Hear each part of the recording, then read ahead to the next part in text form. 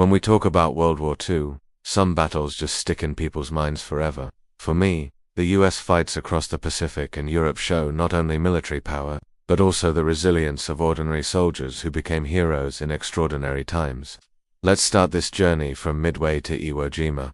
The Battle of Midway is often called the turning point in the Pacific War. Imagine it, June 1942, just months after the attack on Pearl Harbor, the US Navy, still recovering, suddenly faced Japan's mighty fleet. Nobody expected America to come out on top. What makes Midway fascinating is how intelligence and code-breaking played a bigger role than sheer firepower. Us cryptographers cracked Japanese codes, predicting their moves almost like reading a playbook, that gave America a chance to strike first. For Japanese aircraft carriers were sunk in just a few days, while the US lost only one. For a nation still in shock from Pearl Harbor, this victory wasn't just military, it was psychological. People finally believed Japan could be stopped. I think what inspires me about Midway is how it proved brains can beat brawn. It wasn't about having the biggest fleet, it was about making the smartest decisions at the right moment. That's a lesson that still feels powerful today. After Midway, momentum slowly shifted, but the Pacific was brutal. Every island, every atoll was a fortress. Soldiers had to fight in sweltering heat, through jungles, caves, and beaches filled with hidden defenses. It was unlike any war America had seen before. One campaign that stood out to me is Guadalcanal. It wasn't as famous as Midway or Iwo Jima, but it was the first major land offensive for US troops against Japan. The fighting lasted for months, teaching Americans how difficult this war would truly be. Guadalcanal showed that victory wasn't just about ships and planes, it was about grit. Marines dug in, fought night after night, and proved they could hold ground against relentless Japanese attacks. That resilience became a trademark of US forces.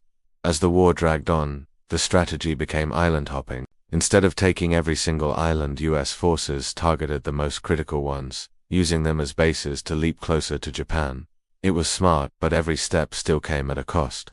Then came Tarawa in 1943, just a tiny atoll in the middle of nowhere, yet the battle shocked America. In only 76 hours, thousands were killed. Photos and reports stunned the public. For the first time, people realized how bloody the Pacific really was. What hits me about Tarawa is how soldiers faced impossible odds: shallow reefs trapping landing crafts, machine guns raking the beaches, chaos everywhere. And yet, they kept pushing. That determination, even in disaster, became part of the US war story. Next came the Marshall Islands, Saipan and Guam. Each battle felt like climbing one more step on a ladder leading straight to Japan's doorstep. But the higher they climbed, the tougher the enemy fought. The Battle of Saipan in 1944 was especially critical.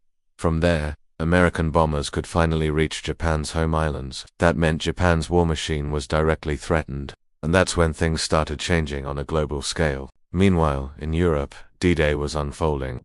June 6, 1944, Normandy. More than 150,000 Allied troops stormed the beaches. For Americans, images of soldiers rushing across sand under fire became legendary. It was the beginning of the end for Nazi Germany. I always find D-Day incredible because it wasn't just about courage, it was about coordination. Airplanes, ships, paratroopers, tanks, infantry, all working in sync. The sheer scale was unmatched in history. What I admire most about DID is the human side. Ordinary young men, many barely out of high school, found themselves in one of history's most dangerous moments, yet they charged forward, believing their sacrifice would free millions. The success of Normandy cracked open Hitler's fortress Europe. Within months, Paris was liberated, and Allied forces pushed deeper. The dream of a free Europe was no longer a fantasy, it was happening. Back in the Pacific, another massive fight was brewing. The Battle of Leyte Gulf in October 1944. It was the largest naval battle in history, with hundreds of ships clashing in the Philippines. What's wild about Leyte Gulf is how chaotic it was: dogfights in the air, kamikaze pilots diving into ships, submarines prowling beneath. It felt like every kind of warfare rolled into one massive showdown. But Leyte Gulf meant more than just another victory. It marked the beginning of Japan's desperate kamikaze strategy: pilots sacrificing themselves by crashing into American ships. It was a grim sign of how far Japan was willing to go. Then came Peleliu, a small island but one of the fiercest battles. The heat was unbearable, the terrain rocky, and Japanese defenses were dug deep into caves. Some questioned if the island was even worth it. For Marines who fought at Peleliu, though, it was unforgettable. Weeks of grueling combat, high casualties, and unrelenting resistance. It showed how costly each step toward Japan would be. But the biggest and most iconic of all, Iwo Jima. Just hearing that name sends chills. February 1945, an island, barely 8 square miles, yet one of the most infamous battlefields in American history. Why Iwo Jima? Because it was the first time US forces were invading Japanese territory itself. Japan defended it like sacred ground. The battle lasted 36 days and cost tens of thousands of lives. The image that everyone remembers is the flag raising on Mount Suribachi, 6 Marines lifting Old Glory over the island. That photo became a symbol of American determination and unity, something people still admire today. But behind the photo was unimaginable hardship. Marines faced underground tunnels, ambushes, and snipers at every turn.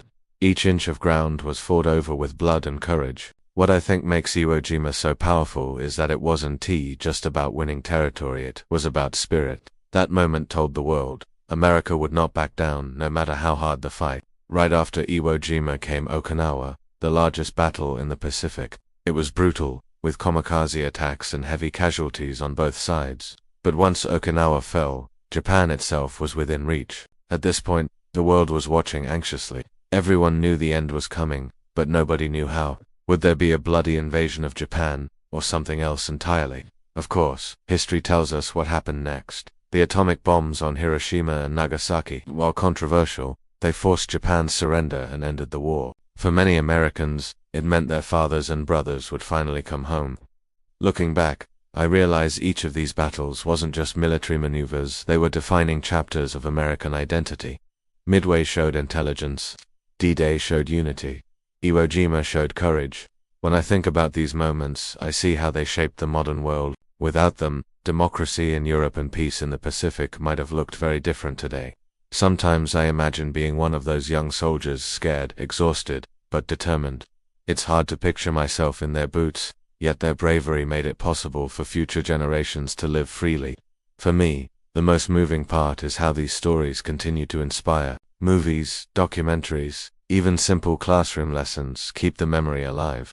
They remind us of what people can achieve when pushed to the edge. It's easy to see these battles as just history, but to me, they're more than that. They're proof that resilience, sacrifice, and unity can overcome even the darkest times.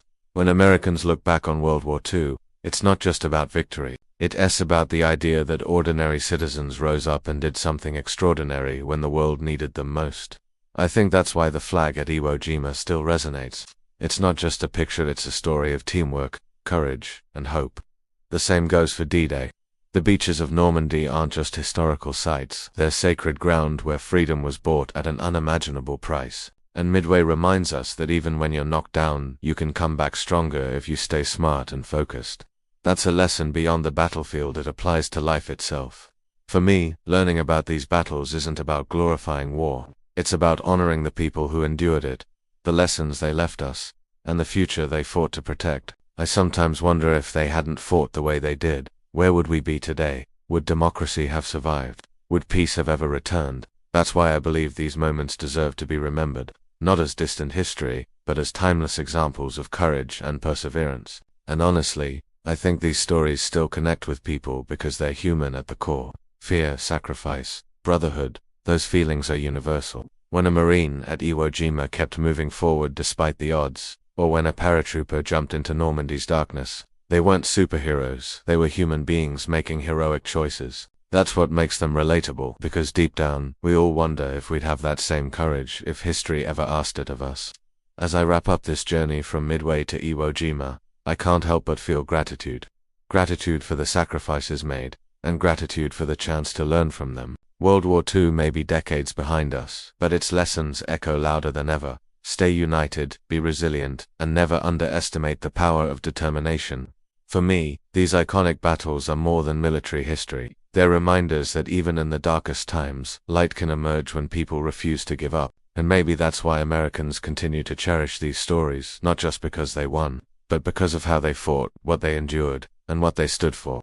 So, from Midway to Iwo Jima, from Normandy to Okinawa, these battles remain iconic not just for America, but for the world. and remembering them keeps alive the spirit of courage that defined an entire generation. From Midway to Iwo Jima, these battles shaped not only history, but the lives we live today. If you found this journey meaningful, hit that like button and subscribe for more powerful stories like this. And tell me in the comments, what do you think was the real turning point of World War II?